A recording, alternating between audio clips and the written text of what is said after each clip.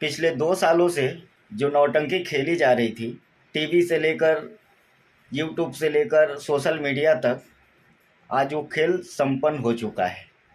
दिल्ली का सीएम केजरीवाल को अंधेरे में गिरफ्तार कर लिया गया है। मेरे भाई, पहले मनीष सिसोदिया जी को, संजय सिंह को, फिर दिल्ली का सीएम केजरीवाल जी को गिरफ्तार कर लिया गया है। ये गिरफ्तारी उस समय हुआ है जो पूरे देश में आचार संहिता लागू है। इनके ऊपर आरोप लगा है जो शराब घोटाले में ये घोटाले किए हैं केजरीवाल जी। ईडी और सीबीआई को सिर्फ इस्तेमाल किया जा रहा है। विपक्ष सरकार के आगे सर ना उठा पाए, इसलिए उनका सर कुचलने का तरीका ढूंढा जा रहा है। ये लोकतंत्र है, राजतंत्र नहीं है। यहाँ पे सभी का अधिकार है। अगर आप ताकतवर हो, आपने देश के साथ ईमानदारी दिखाया है, तो आप जनता के वोट से जीत कर दिखाओ। सीबीआई ईडी का डर क्यों दिखा रहे हो? अगर जांच करनी है, देश से इतनी मोहब्बत है, हमारे भारत देश में जितने नेता हैं सब पे जांच करो।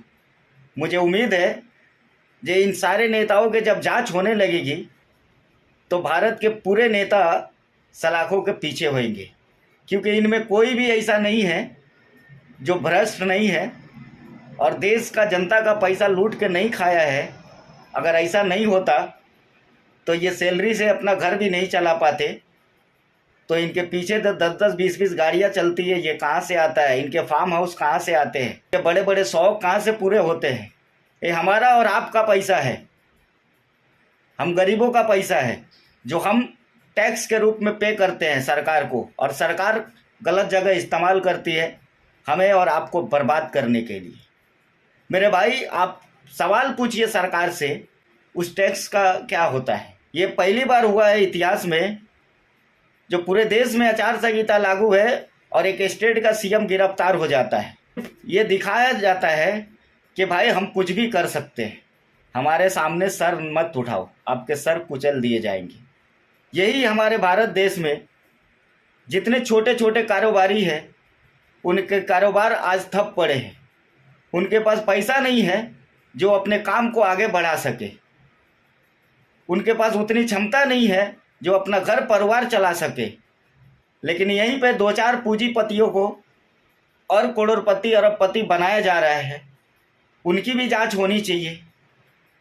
पूरी देश की आधी संपत्ति उनके नाम हो चुकी है, उनका जांच कभी नहीं होता है।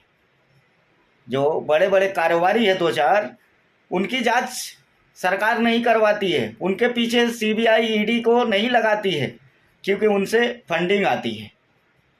वो इनको फंडिंग करते हैं, इनकी शौक पूरा करने के लिए वो हफ्ता देते हैं, इसलिए उनकी जांच नहीं होती है। मेरे भाई, मेरे देश के युवाओं, आप जागरूक बनो। आप सरकार से सवाल पूछो। सरकार से सवाल नहीं पूछोगे तो सरकार गूंगी बहरी हो जाएगी। फिर आप कोई काम का नहीं रह जाओगे, आप पुतला रह जाओगे। आपको जहाँ रखा जाएगा वहीं रह जाओगे। सरकार कोई भी गलत नहीं होती है, गलत हम और आप बना देते हैं उसे। विपक्ष को इसलिए ख़त्म किया जा रहा है क्योंकि विपक्ष सरकार से सवाल ना पूछ पाए। सरकार से सवाल विपक्ष करता है, और विपक्ष को इसलिए ख़त्म किया जा रहा है कि कल हो के सरकार के घोटाले और सरकार की नीतियाँ जो है वो जनता के सामने ना आ जाए। आज बड़े बड़े घोटाले हुए हैं, 10-10 हज़ार करोड़ का, 6-6 हज़ार करोड़ का, 1-1 लाख करोड़ का। उस विषय पे बात नहीं होती है। केजरीवाल ने क्या शराब बेच के घोटाला कर दिया, उसकी गिरफ्तारी, वो भी देश में आचार संहिता लागू है, रात को, आधी रात को गिरफ्तारी हो जाती है।